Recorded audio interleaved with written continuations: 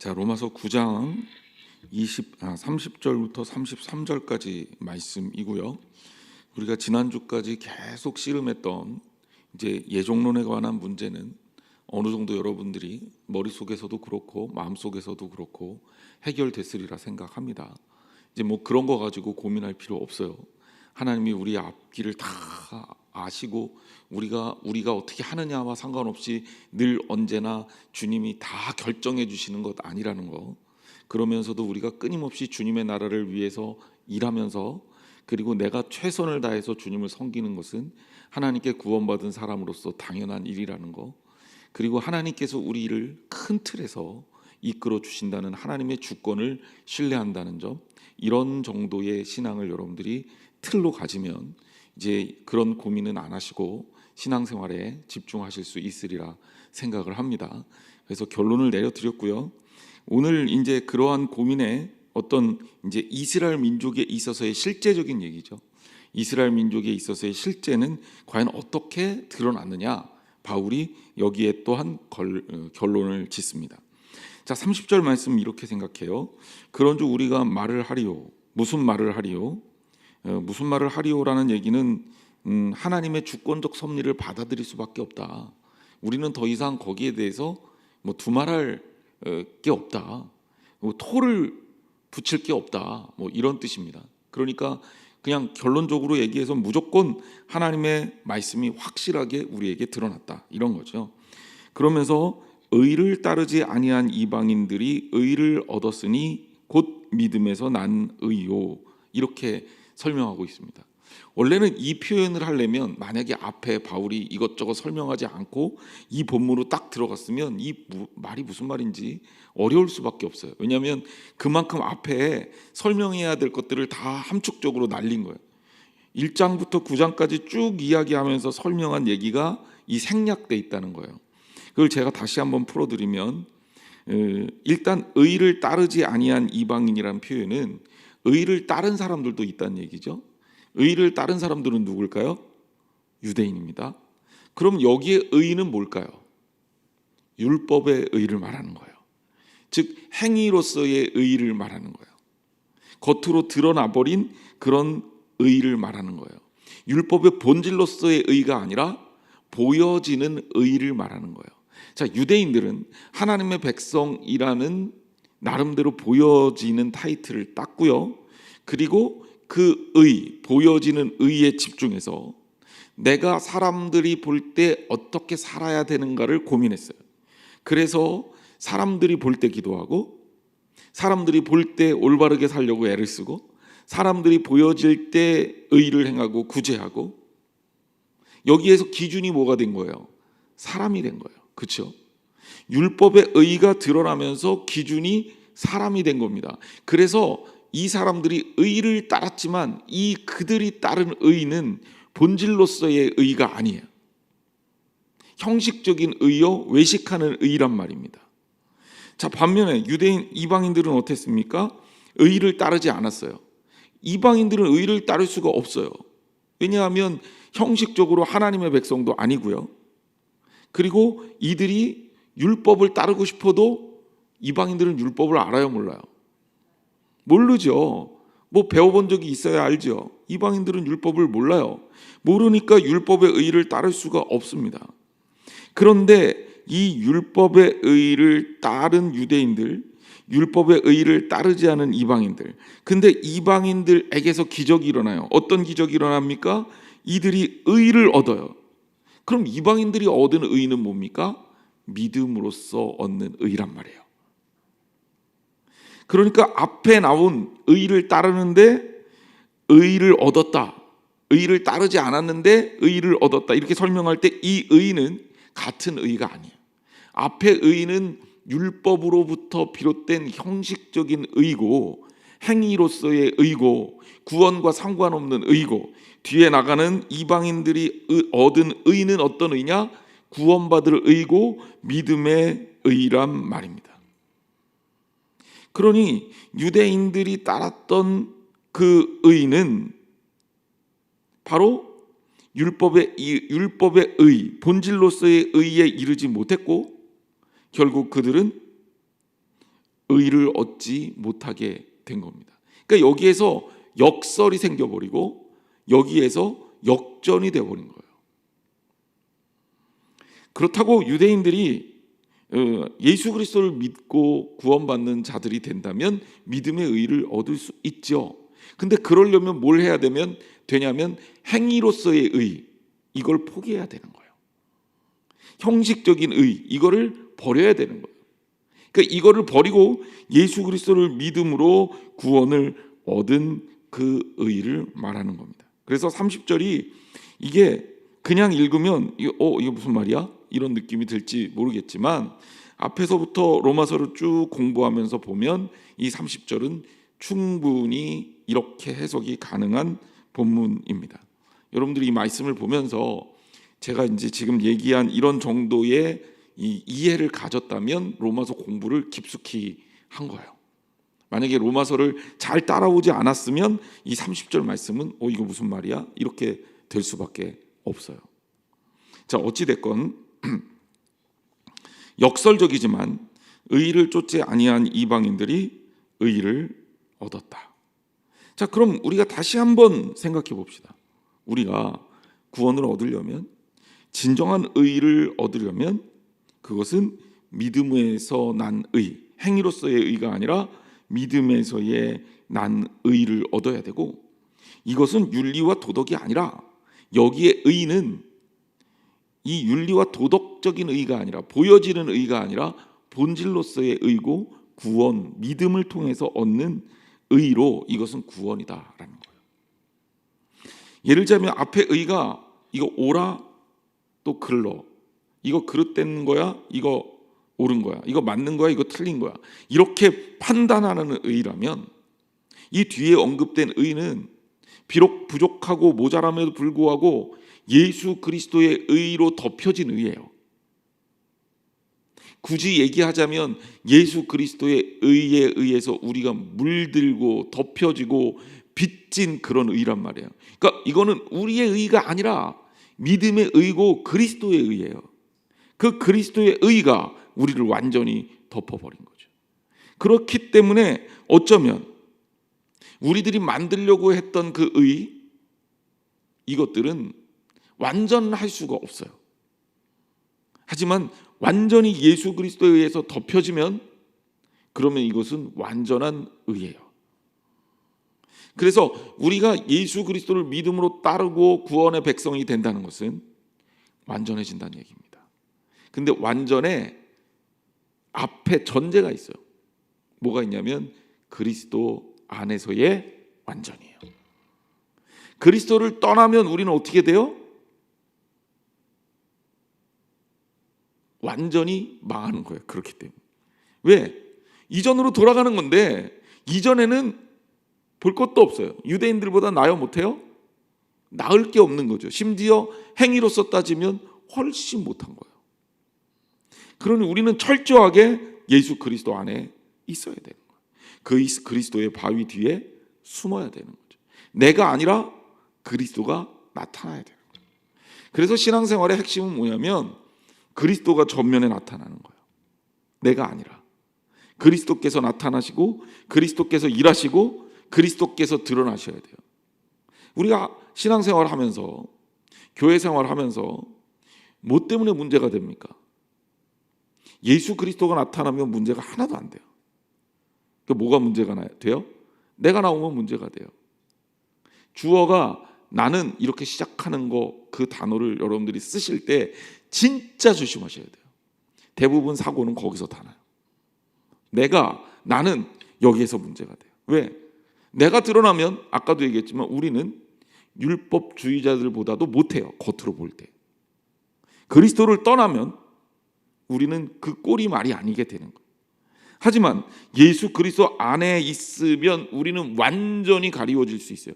그렇기 때문에 우리가 내세워야 될 것은 그리스도의 의고 그리스도의 향기라는 거예요. 그러므로 여러분 신앙생활은 철저하게 예수님이 앞서 가셔야 됩니다. 무엇을 하든지 어떤 일을 하든지 내가 아니라 누가 앞서라고요? 그리스도께서 앞서야 돼요. 자, 그래서 여기도 보면 결국 이들이 얻은 의를 한마디로 믿음에서 난 의다라고 얘기를 합니다. 그러니까 의로움 자체의 본질이 달라요. 행위에서 난 의가 아니라 믿음으로부터 난 의예요. 예수 그리스도를 믿는다는 것이 우리를 의롭게 했다라는 겁니다. 그러니까 이것이 얼마나 중요하고 귀중하고 소중하고 가치 있으며 파워풀한 겁니까? 능력이 있는 겁니까? 그리스도에게서 난 의가 정말 능력이 있는 의임을 믿으시기를 주님의 이름으로 축원합니다. 자, 그래서 우리가 이제 정리를 하면 여러분들은 의인이에요? 의인이 아닙니까? 의인이에요. 물론 전제를 봐야 돼요. 그리스도 안에서는 의인이에요. 근데 우리는 동시에 그리스도를 떠나면 뭐가 돼요? 죄인이 돼요. 그럼 당연히 여러분들은 지금 어디에 있어요? 그리스도 안에 있어요. 아멘. 그래요. 그리스도 안에 있어요. 그럼 여러분 의인입니까? 죄인입니까? 의인이에요. 그렇죠? 여러분 구원 받았나요? 아니면 구원 못 받았나요? 구원 받았어요. 왜? 여러분들이 어디에 있기 때문에? 그리스도 안에 있기 때문에. 헷갈릴 거 없죠? 구원은 이렇게 되는 겁니다. 그러니까 내가 어디에 있느냐, 내가 지금 어디에 있느냐. 자, 그 다음에 또 하나. 과거에 내가 예수님을 잘 믿었는데 지금 내가 시원찮아. 그리스도를 떠났어. 여러분 구원 받았나요? 구원 못 받았나요? 헷갈리죠? 물론 구원의 문제는 하나님께 맡기는 게 맞아요. 하지만 구원은 과거의 업적이 유지되지 않습니다. 구원은 현재적인 거예요. 지금 내가 어디에 있느냐. 그러니까 성경에 뭐라 그래요? 떨어질까 조심하라 그러잖아요. 두려움으로 너의 구원을 이루라고 하잖아요. 그러니까 우리가 늘 언제나 주님 안에 있어야 돼요. 절대로 주님 안에 있어야 돼요. 교회가 아름답고 건강한 교회는 어떤 교회냐? 주님 안에 있는 교회. 세상적인 어떤 기준도 교회 안에 들어오지 못하게 해야 돼요. 세상에서 어떤 흐름도 우리 교회 안에 들어오지 못하게 해야 돼요. 세속과 구별돼야 돼요. 그게 거룩한 거예요. 진정한 의미의 거룩은 우리 지난주에 말씀 생각해 보면 세속을 따르지 않는 겁니다. 왜 세속을 따르지 않느냐? 우리는 그리스도 안에 있는 사람이거든. 그리스도에게 소속되어 있는 사람은 그리스도의 법을 따라야 돼요.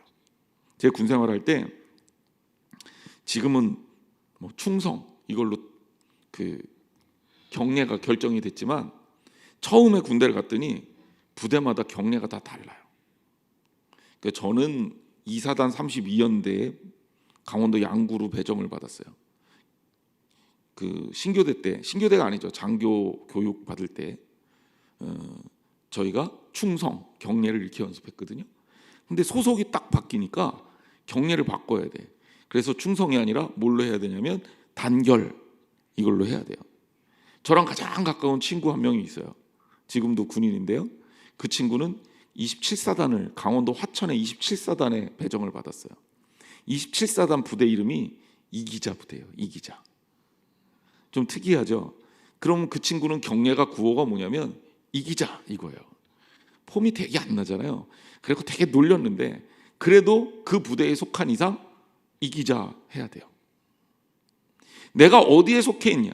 지금 내가 같은 공간에 모여 있어도 똑같은 사람을 만나서 경례를 하더라도 나는 노도부대에 이 마크를 달고 있는 상황 속에서는 단결. 이기자 부대 마크 달고 있는 그 친구는 이기자. 경례가 달라요. 왜? 어디에 속해 있느냐에 따라서 결정나는 거니까. 여러분들은 그리스도 안에 속해 있어요. 그러면 무조건 그리스도의 법을 따라야 합니다. 이게 원칙이에요.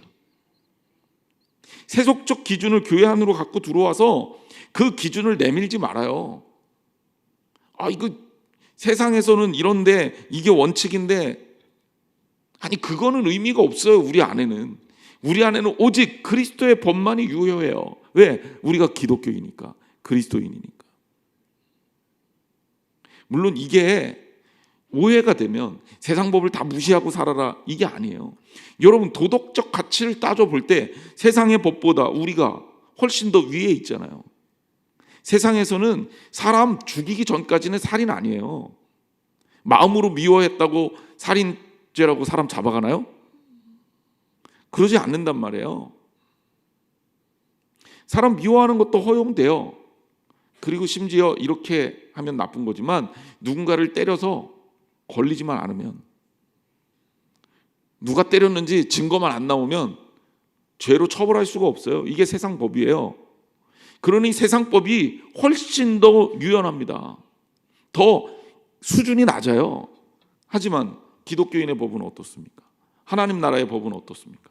여러분, 하나님 나라의 윤리는 어떤가요? 누군가를 미워하기만 해도 이건 뭐예요? 살인하는 거예요. 그런 기준에 따라 사는 우리가 세상 법을 못 지킨다? 이건 말이 안 되는 거죠. 그럼 뭐가 문제예요?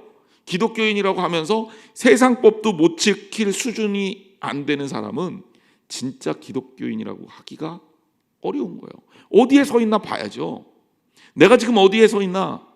많은 사람들이 기독교인이라는 이름을 달고 있지만 실제로 그런 경우에 그리스도 안에 서 있지 못한 경우가 대부분입니다.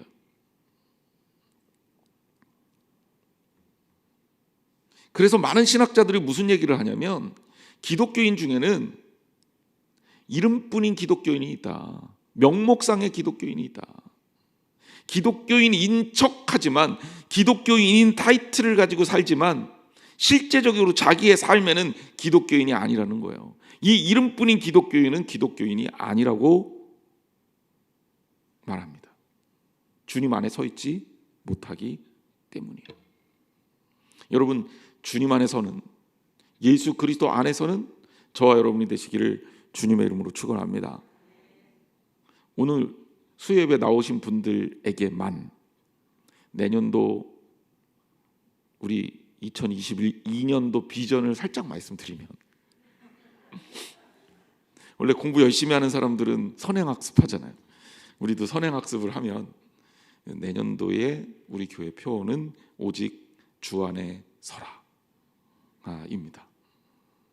그래서 우리가 주님 안에 서는 그것에 모든 교회에 초점을 맞추고 그리고 신앙생활을 하게 될 거예요. 그래야 우리가 주님의 은혜를 받을 수 있는 그릇이 만들어지고 신앙이 성장할 수 있는 그릇이 만들어져요. 사실 아주 기초인데 기초가 잘 안 돼 있으면 어떻게 해야 돼요? 기초부터 다시 해야 되는 거지. 그래서 여러분, 어쩌면 코로나 팬데믹 이후에 우리가 다시 한번 주님에 서는, 주님 안에 서는 노력들을 해야 됩니다. 교회 성도들이 마찬가지예요. 그러니까 신앙적으로 왜 흔들리냐? 선 자리가 잘못돼 있으면 흔들려요. 주님 안에 선 사람들은 흔들릴 일이 없습니다. 중심을 주님 안에서 꽉 잡고 있으면 흔들릴 일이 없어요. 우리 사랑하는 성도들, 주님 안에 서시기를 주님의 이름으로 축원합니다. 그리고 이 주님 안에 서란 얘기는 11월 월삭기도의 설교였습니다. 벌써 까먹으셨겠지만, 자, 31절 말씀. 의의 법을 따라간 이스라엘은 율법에 이르지 못하였으니. 자, 벌써 설명 다 했어요. 의의 법을 쫓아갔어요. 이스라엘은 법에 이르지 못했어요. 왜? 주님 안에 서는 게 아니었거든요. 이거는 어디에 쓴 거예요? 세상의 윤리 기준에, 내가 생각하고 있는 인간적 윤리적 기준에 맞춘 거예요. 제가 아까 얘기했잖아요. 거룩하게 사는 것 같고 율법을 주장하지만 초점이 어디에 있느냐? 사람들이 보는 데서, 사람들을 의식하며 나의 존재가 사람들에게 어떻게 비춰질까, 이거 생각하는 동안에 벌써 초점이 틀린 거예요. 주님 안에 서 있는 사람은 기준이 어디입니까? 예수 그리스도여야 해요. 하나님이셔야 해요. 그렇죠? 하나님께 맞추면 되는 거예요. 그럼 하나님께 맞추면 사람이 보든 안 보든 그건 중요한 게 아니에요.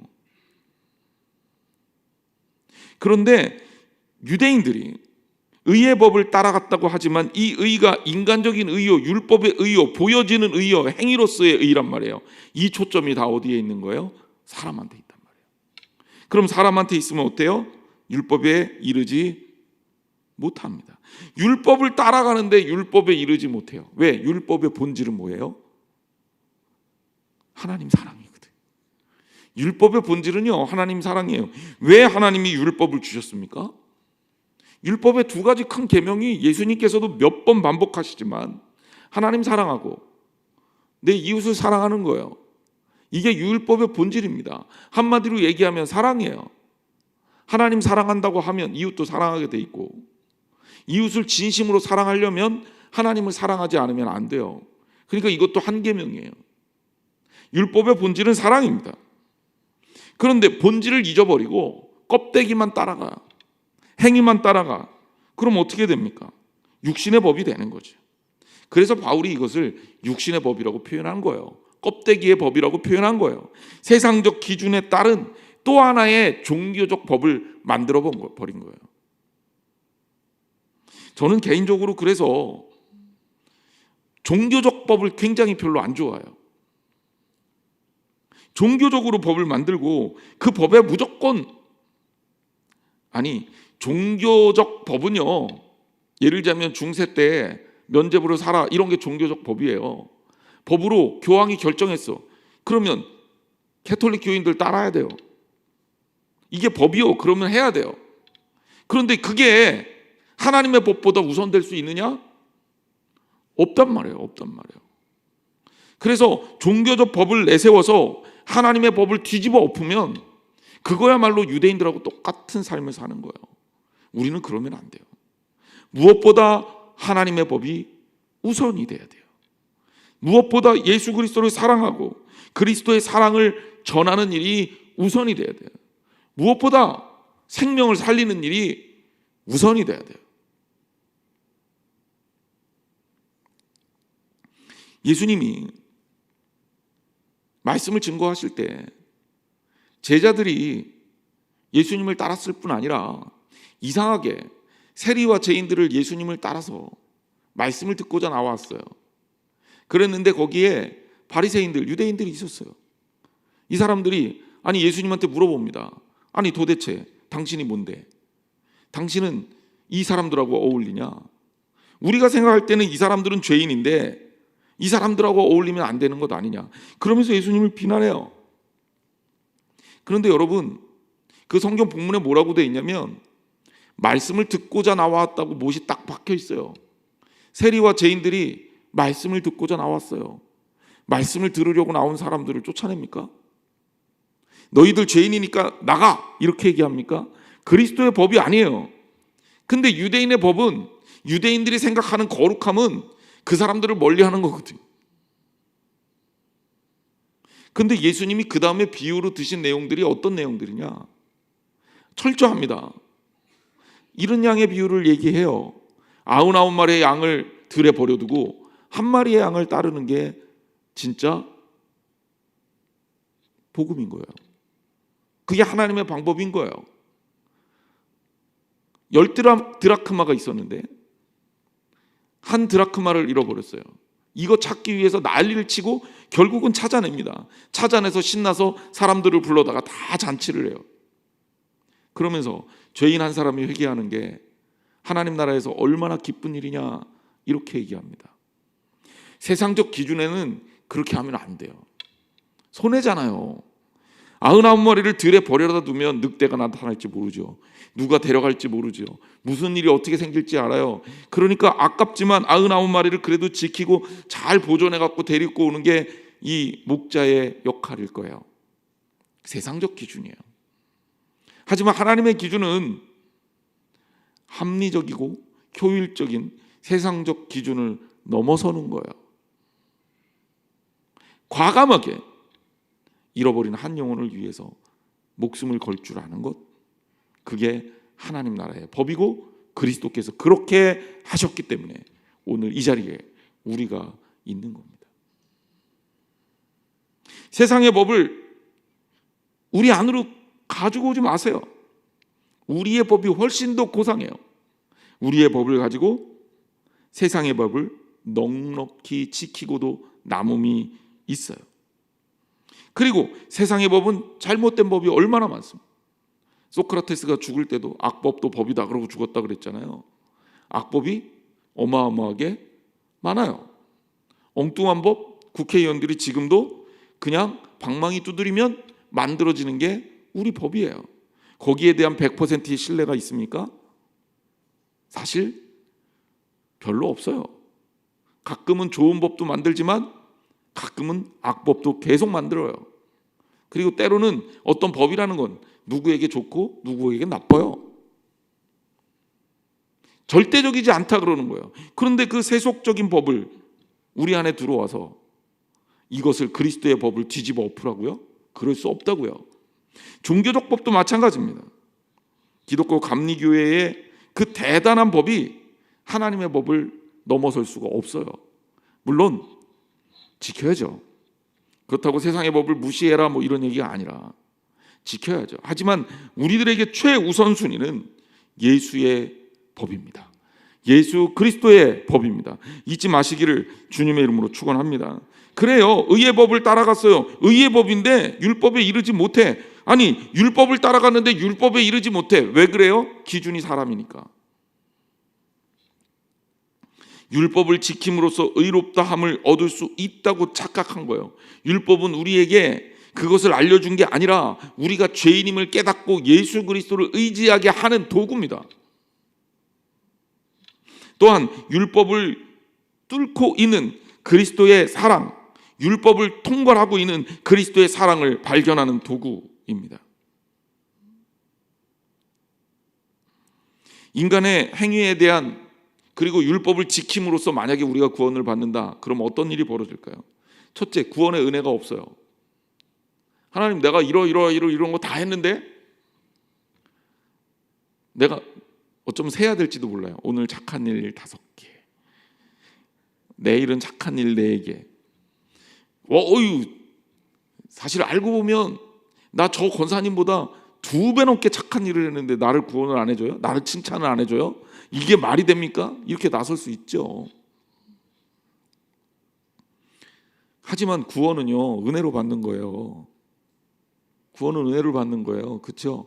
우리가 아무리 돌을 많이 쌓아도요 만리장성을 혼자 짓지 못해요. 마치 우리가 의롭다는 걸 내세우는 것은 노력해서 벽돌 몇 개 쌓아놓고 만리장성을 내가 짓게 해달라고 지은 거라고 주장하는 거랑 똑같단 말이에요. 하나님의 은혜는 우리가 계산할 수도 없어요. 근데 행위로 구원을 받는다 그러면 당연한 거 아니에요. 내가 대가로서 열심히 한 대가로서 얻은 거니까. 일한 자가 삭슬 받는 것과 같잖아요.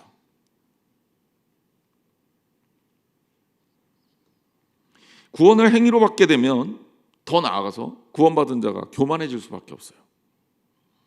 왜냐하면 내가 더 노력했고 더 뛰어난 결과가 나왔기 때문이다 라고 주장할 수가 있으니까. 그래서 다른 사람들을 우습게 여겨요. 너는 그거밖에 안 되는 존재야. 너는 그거밖에 안 되는 존재야. 너는 그러니까 그런 거야. 아주 쉽게 얘기합니다. 근데 과연 그게 진짜 구원일까 생각해 보세요. 내가 하늘나라 딱 갔는데 내 위에 나보다 훨씬 더 멋진 계급을 가진 그런 어떤 사람들이 위로 층층층층 쌓여 있어. 내가 간신히 들어오긴 했는데 나는 거기서 최하위야. 여러분 하늘나라의 삶이 기쁠까요? 평가와 계급과 그 위계가 정해진 하늘나라의 삶이 행복할까요? 하늘나라는 그런 게 없는 거죠. 왜? 은혜로 구원을 받으니까. 행위로 구원을 받게 되면 교만해질 수밖에 없어요. 왜? 판단할 수도 있거든. 너 왜 그래? 너 이것밖에 왜 안 돼? 너 왜 이러는 거야? 아니 너는 그러니까 그렇지. 판단한단 말이에요. 판단한단 말이에요. 판단은 교만의 시초예요. 그래서 행위로 구원받는 자들은 행위를 내세우면 판단한단 말이에요. 이단들이 14만 4천 얘기하잖아요. 저는 늘 그런 얘기 들을 때마다 궁금했어요. 14만 4천 1등은 누굴까? 14만 4천 등과 14만 4천 1등과의 차이는 뭘까? 세상은 끊어야 되니까 어쩔 수 없어요. 저도 학생들 학점 줄 때 보면 마음 아픈 경우가 많아요. 89점하고 90점하고는 A하고 B잖아요. 근데 끊어야 되잖아요. 어쩔 수 없잖아. 이게 말이 안 된단 말이에요. 99점하고 90점하고 차이 나는 거는 9점 차이고 89점하고 90점하고 차이 나는 거는 1점 차이인데 등급이라는 것 때문에 어마어마한 차이가 돼버려요. 그래서 저는 이거 불합리한 것 같다. 늘 그런 생각을 해요. 학생들한테 점수를 주면서도 말이에요. 그러니까 이거 끊어야 되는데 끊는 그 순간에 등급이 정해지면 우리가 얼마나 불행하겠습니까?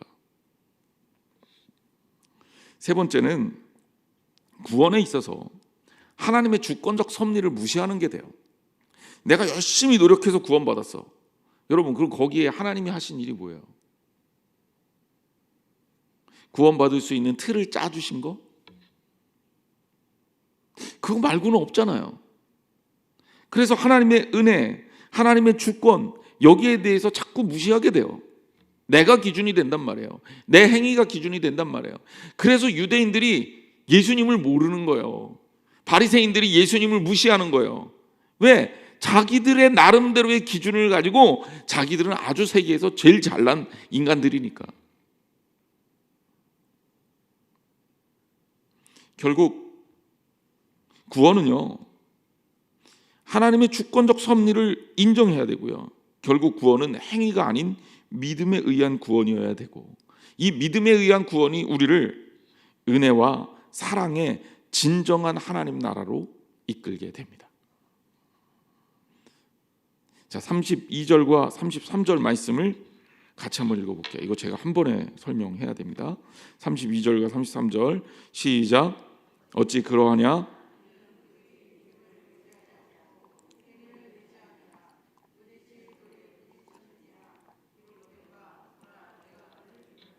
거치는 바위를 시온에 두노니 그를 믿는 자는 부끄러움을 당하지 아니하리라 함과 같으니라. 아멘. 무슨 말인지 아시겠어요? 조금 어렵죠. 자, 이게 왜 어렵냐면 자꾸 역설이 나와서 그래요. 33절에 걸림돌과 거치는 바위를 어디에 둬요? 시온에 둬요. 자, 걸림돌과 거치는 바위는 좋은 거예요, 나쁜 거예요? 뭐가 지나가는데 자꾸 걸려. 이거 좋아요, 나빠요? 나쁘죠. 그런데 그를 믿는 자는 부끄러움을 당하지 않아. 나쁜 건데 좋은 얘기로 끝났어요. 이게 무슨 얘기일까? 자, 32절에 설명합니다. 이는 그들이 믿음을 의지하지 않고 행위를 의지함이라. 이건 앞에 이스라엘이 왜 율법을 따라가서 율법에 이르지 못했는지를 설명하는 거예요. 율법에 이르지 못한 이유는 믿음을 의지하지 않고 행위를 의지했기 때문이다. 그럼 우리는 어떻게 교훈을 받아야 돼요? 아, 행위가 아니라 믿음의 의지를 해야 되겠구나. 그렇죠? 그 다음에 그래서 어떻게 되냐? 이들이 부딪힐 돌에 부딪혔다. 제가 이제 여러분들 만약에 제가 학원에서 여러분들 강의하는 거면 여기 이 부딪힐 돌, 이 돌에다가 동그라미 치라 그럴 거예요. 돼지꼬리 별 몇 개. 이 돌, 성경에서 돌을 굉장히 중요한 표현으로 많이 씁니다. 이사야 28장 16절에 보면 이런 표현도 나요. 보라, 내가 한 돌을 시온에 두어 기초로 삼았노니 곧 시험한 돌이요 귀하고 견고한 기초돌이라 그것을 믿는 자에게 급절하게 되지 아니하리로다. 이사야 8장 14절 그가 거룩한 피할 것이 되리라. 그러나 이스라엘의 두 집에는 거치는 돌 걸리는 반석이 되실 것이며 예루살렘 거민에게는 함정 올무가 되시리니. 이게 돌 얘기가 성경에 많이 나오는데 이 돌이요 상징적으로 인용이 된 거예요. 근데 이 돌이 이름이 거치는 돌, 걸리는 반석, 뭐 이런 걸 얘기해요. 그 결국 바울이 지금 이 이사야 28장과 이사야 8장에 있는 이 말씀들을 33절에 한꺼번에 믹스해서 인용한 거예요. 그게 33절이죠. 그러면 이 돌에 대한 이야기는 어떤 얘기일까? 자, 그들이 믿음을 의지 않고 행위를 의지했는데 부딪힐 돌에 부딪혔어. 부딪힐 돌은 예수 그리스도를 상징합니다. 그러니까 그들이 행위를 의지했는데 돌에 부딪혔어요. 돌에 부딪혔다는 얘기는 넘어가지 못한 거예요. 장벽이 생겨버린 거예요. 구원에 이르지 못한 겁니다. 딱 걸려버린 거예요. 이게 부딪힐 돌이에요. 자, 그리고 나서 33절에 내가 걸림돌과 거치는 바위를 시온에 두었다. 이거는 우리 하나님께서 이스라엘 백성에게 주신 메시지예요. 바울이 이걸 끌고 들어왔어요. 야, 너희들 이미 이사야 선지자를 통해서 이렇게 말씀이 예언됐는데 왜 이거를 못 알아듣고 아직도 그렇게 이 예수 그리스도를 온전하게 영접하지 못하냐라는 이야기를 하고 있는 거죠. 이 돌을 페트란이라고 얘기합니다. 시편 188편 22절에 보면 건축자의 버린 돌이 짐 모퉁이의 머릿돌이 되었어요. 자, 이 33절에 나온 이 돌이라는 의미는 이스라엘 민족에게는 거치는 돌, 걸림돌, 그리고 거치는 반석이 되어버리고 말았어요. 하지만 말입니다, 이것이 교회에 던져지고 믿음의 집을 지을 때 이것이 뭐가 되냐면 머릿돌이 되는 겁니다. 이게 예수 그리스도예요. 그러니까 유대인들의 입장에서는 율법을 따르는 한 믿음으로 구원을 받는 예수 그리스도의 본질을, 그리고 구원을, 그 사랑을 받아들일 수가 없어.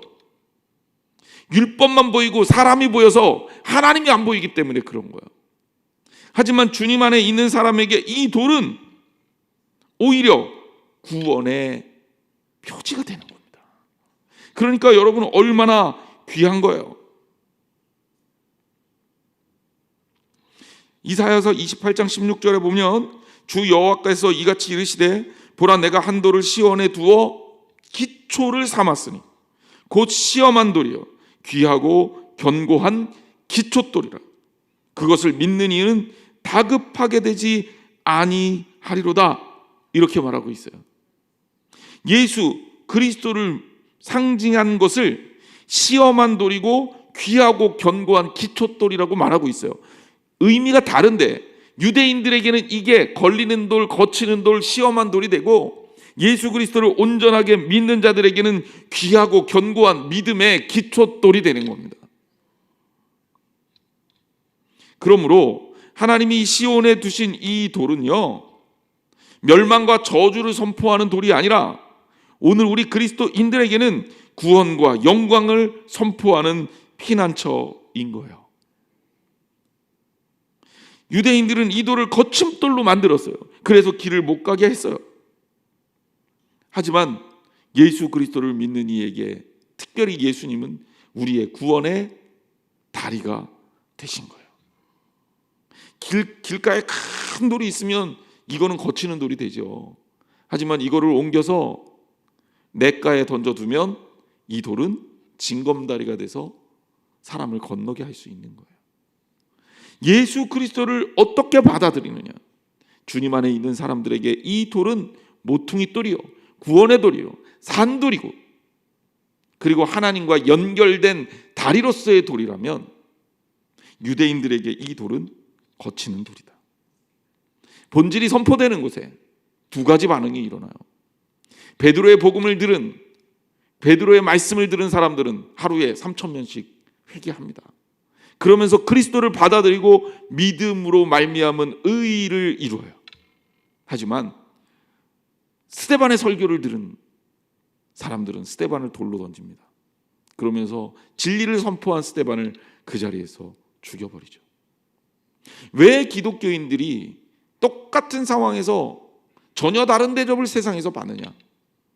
그것은 바로 우리가 예수 그리스도의 자녀이기 때문에 그래요. 여러분은 어떤 마음을 갖겠습니까? 주님을 따라서 주님의 돌을 우리 교회의 반석으로, 모퉁이 돌로, 기초되는 돌로, 구원의 돌로 인정하고 수용하고 받아들이고 주님 안에 거하겠습니까? 아니면 그것이 여러분들에게 거치는 돌이 되게 자꾸 문제가 되고 고민이 되게 하겠습니까? 이 싸움은 하나 많아요. 하나님하고 싸우면 누가 이겨요? 절대 못 이겨요. 고집 부리지 마세요. 하나님께 손들고 나아가는 게 행복과 장수의 비결입니다. 늘 언제나 주님의 기준을 따르세요. 주님 안에 거하세요. 주님이 원하시는 길을 가세요. 기도하겠습니다. 하나님 감사합니다.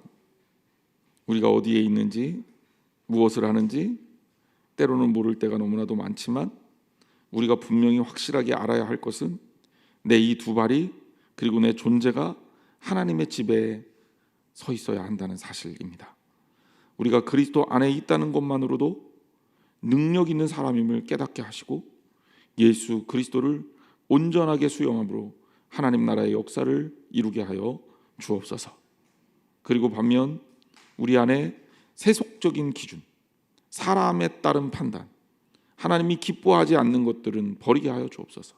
그것을 버리고 온전하게 주님을 따라가는 저희들 되게 하여 주시옵소서. 하나님 나라와 하나님의 역사를 신뢰하고 하나님께서 원하시는 것들을 우리의 삶에 이루어 나가며 아름다운 교회를 주 안에 세우고 주 안에 설 수 있는 우리 믿음의 공동체가 되기를 원하오니 주님 동행하여 주옵소서. 그래서 우리에게 예수 그리스도께서 거치는 돌이 아니라 건물을 세우는, 아름다운 건물을 세우는, 교회를 세우는 모퉁이 돌이 되며 구원의 반석이 되고 그리고 우리를 살리는 돌로 있게 하여 주옵소서. 사랑하는 성도들의 마음을 붙들어 주시고 늘 언제나 초점을 주님께 둘 수 있는 사랑하는 성도들 될 수 있도록 축복하여 주옵소서. 이제는 우리 주 예수 그리스도의 은혜와 하나님 아버지 놀라우신 사랑하심과 성령님께서 이끌어 주시는 교제하심이 오늘 예배 가운데 하나님 앞에 다시 한번 믿음의 또 구원의 은혜를 다지고 깨닫고 돌아가는 사랑하는 성도들 머리 위에 영원토록 함께 하기를 축원하옵나이다. 아멘.